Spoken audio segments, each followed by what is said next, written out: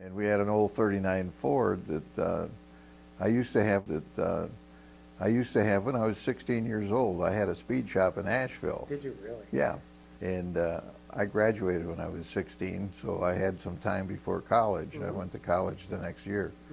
But anyway, we used to build engines in Jim Polaro. Right. We used to build engines for Jim, and we were just kids. But I've done it all my life. You would go to the Jamestown Speedway. Yeah. And were there certain drivers that you followed? Were there? Oh, back then, Bob Hallett used to race in the old jalopy. Dan Crandall's father used to race there. Emory Mann had his old 8-ball, which was a straight 8 Buick, and he'd shift it going down the straightaway on a quarter-mile track, and he won a lot. And then we had Freddie Knapp driving our cars. We raced up there at Skyline, I think it was called. Right. We raced Skyline for a while, but not very often.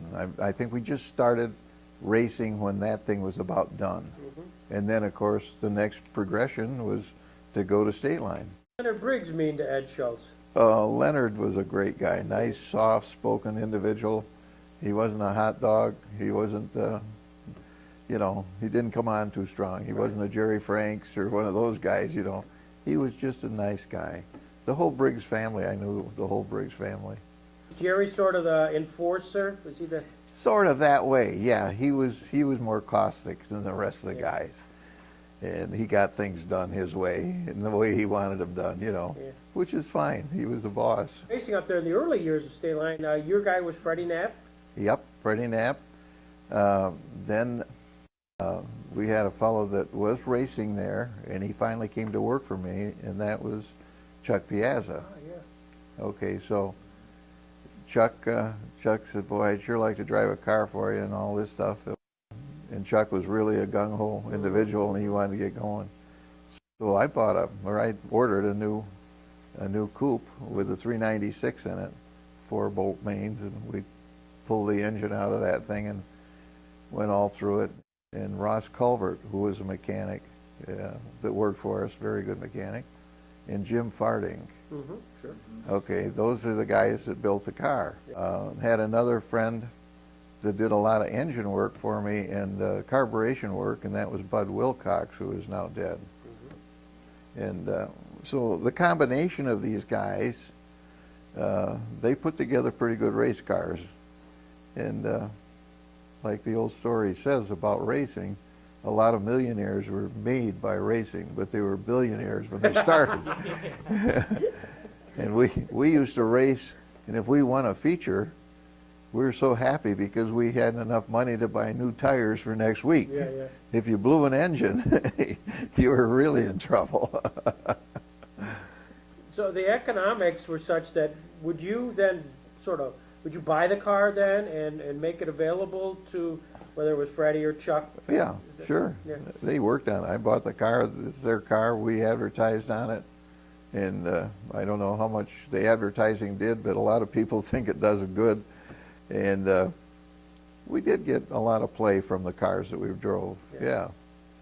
And then eventually, let's see, Chuck Piazza went away, and Ed Jr. wanted to start racing. He was old enough then, and we put him in what they used to call a hooligan class. We had a 57 Chevrolet, and he did very well with it. He raced it, I think, 2 years. I don't think he won points, but I know he came in second a couple times.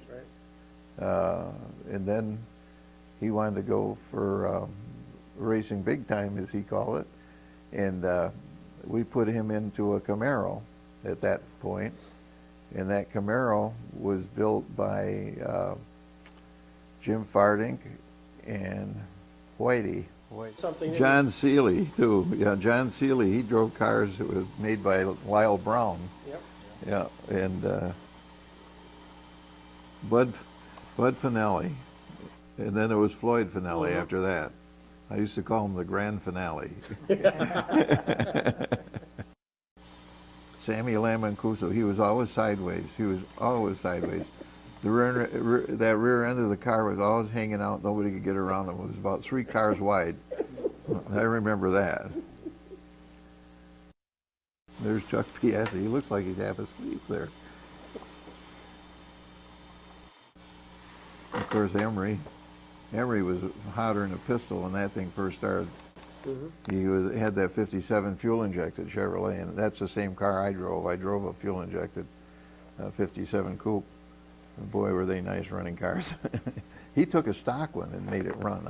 I mean, it was completely stock, just right off the truck, and gutted it, put roll bars in it, and away he went. More or less the financial backer of the thing, and gave him the tools to work with. Right. And we were the advertiser, and they tried to do the best they could, you know. I seemed to only get involved in the picture when they needed another rear end, or the engine blew, or transmission wasn't right. We had to change gears, it's whatever, you know. So no, as far as that goes, there was complete harmony in most of that. Bobby was a little volatile when he drove for me, but he wanted to do it all his way, and I guess he had some problems with the mechanics and stuff. And one time he was going to quit in the middle of the season, and then he decided he wouldn't quit and got back in the car and drove it and stuff. Bobby Schnars. Yeah, Bobby. Yeah. That's after he left Haglund's, when he driving the, what were those things? I can't remember. Javelins. There you go. Oh sure, there's drivers that are more aggressive than the others. I don't think I had a real aggressive driver, only maybe in Bobby Schnars. He was more aggressive than Freddie Knapp by a long shot, and Chuck Piazza was just a steady Eddie type individual.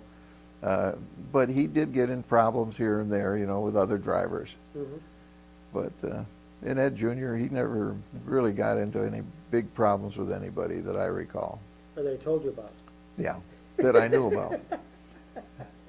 I know that Skip Furlow, having the same car as he had, he put a sign on the back of his car. He says, what the heck did it say? It said, lead, follow, or get the heck out of the way. Something like that, you know. Oh no, I interacted with most of the drivers. The only guy that was his own man was Bobby. Yeah. Bobby did it his way. And matter of fact, he used to take the car home and work on it himself. And he wouldn't bother our mechanics, you know, with anything.